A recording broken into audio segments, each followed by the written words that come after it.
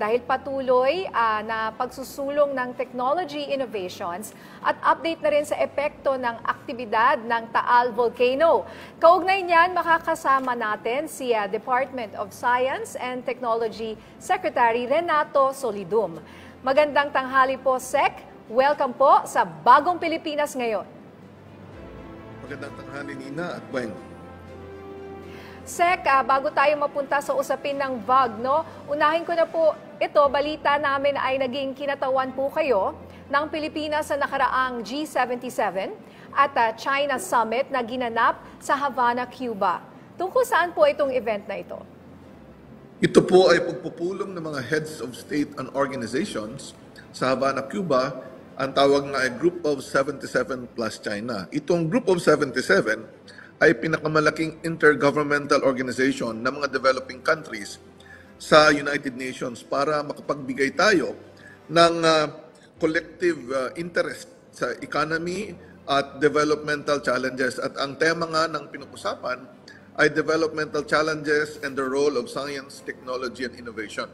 At dito po natin nakita at talagang nagpahayag din tayo ng kahalagahan ng siyensya, teknolohiya at inobasyon sa pagsusulong ng ating development, pero kailangan nating protektahan ang ating planeta, ang ating environment, habang tayo ay nagsusulong para magkaroon tayo ng kayamanan or creation of wealth. At ito naman po ay talagang na-emphasize ng iba't ibang mga heads of state at mga ministro. So, Sec, si Weng Cueto, ano naman po yung mga napag-usapan sa summit na makapagbibigay ng tulong sa Pilipinas? Ano po ang magiging benepisyo ng pagsali ng Pilipinas sa G77? Ang G77 kasi ay isang malaking organization na ang hangarin po talaga yung mga bansa na tinatawag na nasa South. No? Ito po yung mga developing countries ay magkaroon ng malakas na boses upang magkaroon ng patas na economic and science and technology participation. Sa kasalukuyan kasi kung titingnan natin, 80% ng mga bansa ay nasa Group of 77, pero meron pong mga problema sa buong mundo. Hinaharap po natin ang global warming, yung digital divide, yung technology na mas marami sa North or sa Western countries na gustong magkaroon ng win-win situation upang lahat ng bansa ay mag-develop sabay-sabay. At dito po natin makukuha ang collaborations with other countries dahil pwede tayong makipagtulungan sa iba't ibang bansa na merong mga tema na malalakas sila at tayo naman ay malalakas upang magtulungan para yung progress at sustainable development ay mapagpatuloy. Sec, gaano na po ba katagal na miyembro ng G77 ang Pilipinas? Almost 59 years na miyembro ang Pilipinas kasi isa tayo sa founding state ng G77 noong 1964. Yes, kaugnay po niyan, sir, ano naman po ang mga pagsisikap ng DOST para i-promote pa ang technology innovations sa Pilipinas? Ako po'y natutuwa kasi yung mga tema na napag-usapan ay kompleto doon sa programa ng pamahalaan at sa Science, Technology, Innovation. Nabanggit ang 4 na strategic thrust na talagang sinusulong natin at una ay promotion of human well-being, quality of life, kalusugan, sapat na pagkain, nutritional food, access to water, clean environment, sapat na pananamit at bahay. Pero yung talagang tema na gusto nilang isulong ay creation of wealth. Pero nabanggit din natin na kapag tayo ay umangat, pwede itong mabawi ng natural hazards, climate change. So dapat, in tandem with the creation of wealth, ay protection of wealth. Ito ay sa pamamagitan ng disaster and climate resilience at siyempre, yung tinatawag na sustainability. Mapangalagaan ang ating kalikasan, ng ating planeta, yung tinatawag na paggamit ng mga traditional na waste, lalo na sa agricultural na produkto, ay pwede nating magamit pa sa ibang mga bagay. At dito natin nakita na pwede tayo makipagtulungan sa iba't ibang bansa upang ma-develop yung ating mga programa. So sir, speaking of climate, kaugnay naman po sa aktibidad ng Bulkang Taal, indikasyon po ba ang volcanic smog na binubuga nito para sa posibleng pagtaas ng alert level nito? Ang nangyayari po sa Taal Volcano ay patuloy naman po itong nagbubuga ng asupre o sulfur dioxide.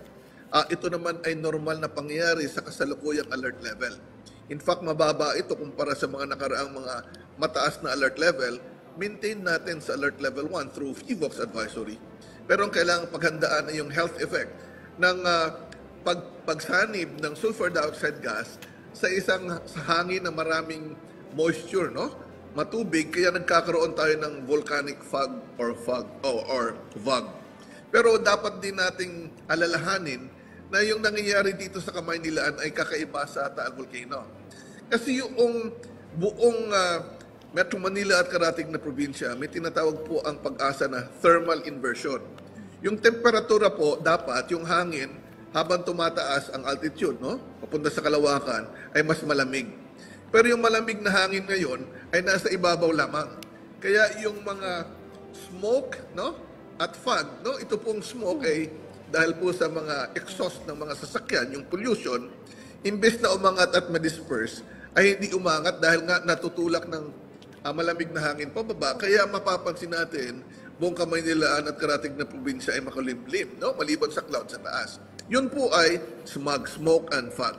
So, hindi naman po ito magkaugnay, pero yung health effect pareho ng volcanic fog, yung VOG sa Taal Volcano and vicinity, at yung smog sa Metro Manila ay may epekto sa ating kalusugan. Kaya mas maganda kung tayo nasa labas ay magsuot ng mask, o di kaya kung hindi naman tayo kailangan lumabas, ay saraduhan ang mga pintuan at bintana. Sir, so ang sinasabi niyo po ay walang koneksyon itong volcanic smog sa smog na nakikita natin dito sa Metro Manila na dulot ng sinasabi niyong thermal inversion. So nagkataon lang na nagkasabay yung dalawa. Tama po yun. Ang thermal inversion, prevalent po yan sa buong rehiyon. Kaya lang dito sa Metro Manila, ang source ng smoke ay yung pollution galing sa mga sasakyan. At ang source naman sa Taal Volcano ng smoke, kasi paligid po tubig, ay hindi pollution, kundi volcanic gas. Kaya ang tawag doon ay VOG, no? VOG. So sa Metro Manila ay smog. Pero yan po ay sanhi ng malamig na hangin, may moist, at mapapansin nyo, hindi mahangin. Wala masyadong hangin, kaya hindi napapadpad o nadidisperse ang ating mga smog o di kaya ay VOG. Sir, itong may epekto po ba ang pag-ulan sa volcanic smog? Makakatulong ba na mawala ang smog kapag umulan na? At tama po yun, ang ating Kamaynilaan, kung umulan ng malakas, ay nawawash down yung mga pollutants, kaya napapaigi. Pero siyempre, pagdating naman sa bulkan, iba naman ang nangyayari doon. Pwede rin ma-wash down yan, pero kung maliit-liit po ang patak ng tubig, yung paghalo ng asupre sa tubig, nagkakaroon ng acidic rain. Kaya minsan, nagkakaroon po ng pagpaso ng mga halaman at mga balat ng tao. Madali pong malaman kung may asupre ang hangin na nasa paligid, maaamoy nyo po yun. Doon po sa Taal Volcano, naaamoy po nila yun at nahihilo minsan. Dito po, wala kayong maamoy na asupre. Sir, may tanong po mula sa kasamahan natin sa media, mula kay Earl Obringas ng Net25. Ang tanong niya, dahil po ba sa ipinapakitang pagbubuga ng Bulkang Taal ng VOG, nakikita pa po ba natin ang worst case scenario at gaano po katagal na magiging ganito ang sitwasyon sa Bulkang Taal? Ang worst case scenario, siyempre, pagtungkol sa bulkan ay kung pag ito ay sumabog ng malakas. Wala pang nakikita ang DOST PHIVOLCS patungkol dito. Kaya nga hindi po tinataas ang alert level, hanggang 1 lamang.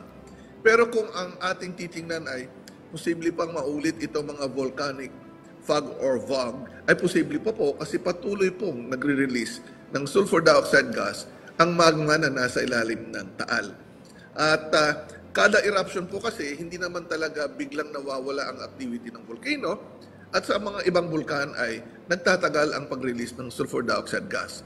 Before the eruption ng Taal Volcano in 2020, wala tayong nadedetect na sulfur dioxide gas kasi nandoon lang sa ilalim ng bulkan. Pero once na-open up yung volcano at umakyat yung magma papunta sa ibabaw, doon po nagkakaroon ng pag-release ng sulfur dioxide gas. Yun po ang kailangan paghandaan at patuloy na pag-iingatan ng ating mga kababayan sa paligid ng Taal Volcano around Taal Lake. Sek, linawin lang po natin, maaari niyo po bang ilarawan sa amin ang pagkakaiba ng normal fog sa volcanic smog? Ano po ba yung unang nararamdaman o reaksyon sa katawan ng tao kapag nakalanghap ng smog mula sa bulkan? Kapag naranghap niyo po ang asupre, pwede pong masangsang ito, pwede po kayong mahilo, at ang pagdampi po ng hangin na maraming asupre ay acidic, masakit po yan sa balat at minsan ay nangangati. Kung kayo po ay nakalanghap ng asupre, mangangati po ang inyong lalamunan, kaya importante po na uminom kayo ng maraming tubig, papasok kayo sa loob ng mga bahay at saraduhan ng mga bintana at pintuan, at siyempre, dapat ay nakamask pa tayo pag lumalabas. Okay. Ano po ang may papayo ninyo, sir, sa lahat ng ating mga kababayan, no? Dito naman po sa Metro Manila kung saan walang pasok ang ibang mga... Nag-suspend na eh. Nag-suspend. Katulad nung anak ko, wala po siyang pasok ngayon. At napapansin namin ni Asik Weng na ubo kami ng ubo. Nararamdaman namin na parang hindi kami makasalita ng mabuti or yung allergy namin biglang lumala sa mga panahon ngayon. So ano pong advice nyo sa mga apektado po muna nitong smog caused by pollution here in Metro Manila? May nagtatanong rin kung apektado rin po yung mga alaga nilang hayop. Marami po ngayon, marami po silang mga inaalaga ang mga aso o pusa sa bahay. Oo. Actually, ang advice natin kapag heavy ang pollution tulad nito, hindi na di-disperse kasi nga tinutulak ng malamig na hangin ang mga pollutants, dapat nagbamask po tayo kapag lumalabas para hindi natin malanghap tuluyan ang mga pollutants at ma-filter. At kung wala po tayong gagawin sa labas, lalo na yung mga bata po na nasuspende ang klase, dapat sa loob sila ng mga bahay at nasarado po ang kanilang mga bintana, pintuan para hindi pumasok ang hanging polluted sa kanilang mga bahay. Hanggang kailan po kaya itong smog na nararamdaman po natin dito sa Metro Manila at sa Calabarzon? Yung smog kasi, pag umaga, nandyan yan. Makikita mo talagang madilim ang ng Metro Manila. Habang may thermal inversion, hindi masyadong nadidisperse yan.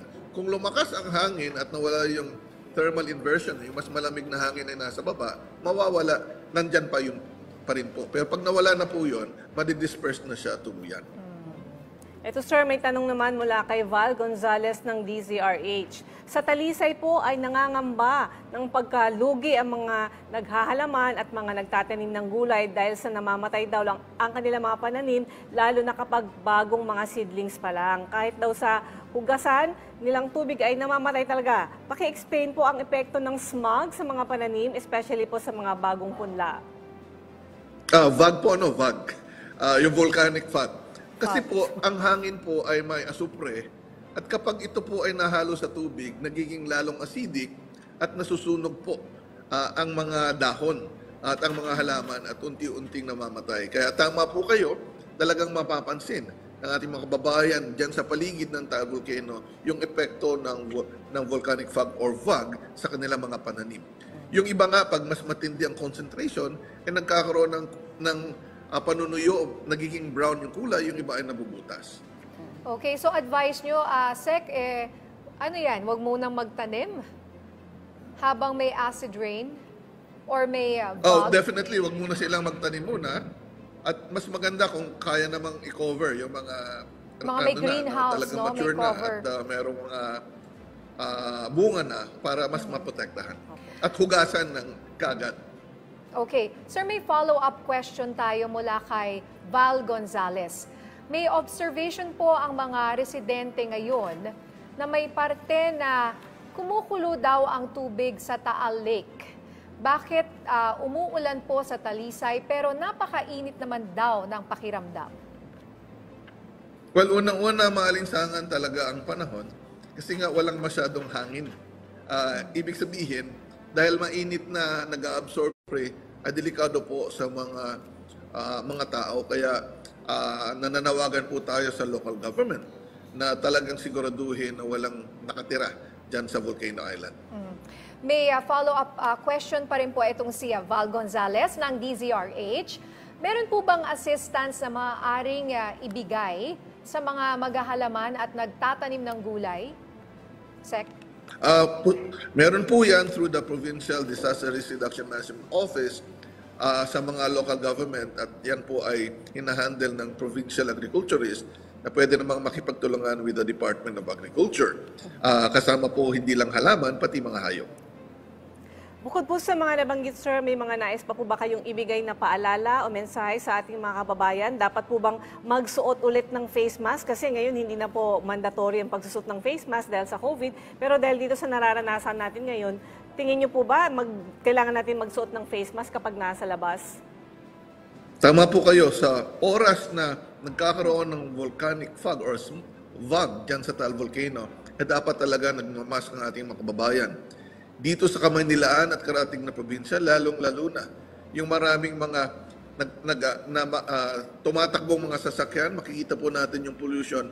Kailangan din natin magmask para hindi maapektuhan ang ating respiratory system. Kasi kung kayo na ay mahina ang baga o may allergy, madalas po kayo maapektuhan ng ganitong mga pollutants sa Taal Volcano area galing sa vulkan. Dito sa Metro Manila galing sa mga sasakyan. Okay, mula naman po sa DZBB, si Luisito Santos, ang tanong po niya, Sec, dapat daw bang mga ba sa phenomenon na ito? Ang kailangan nating attitude ay prevention ng epekto sa ating katawan kasi ito ay health hazard. No? Hindi naman po dahil sa sabog ang Bulkang Taal, kundi yung patuloy na pagbubuga ng asupre ay epekto sa health. Pagdating sa mga urban areas like Metro Manila, mauulit at mauulit ito na kapag may thermal inversion at naapektuhan din ng thermal inversion ang Taal, at habang hindi natin nakokontrol ang pollution ay magkakaroon talaga ng ganitong mga pangyayari. Kaya uli, gaya ng sinabi natin kanina, ang prevention dyan ay magsuot tayo ng mga mask. So ingat po tayo ha mga kababayan. Maraming salamat po sa inyong oras, DOST Secretary Renato Solido. Ingat rin po kayo, Sir.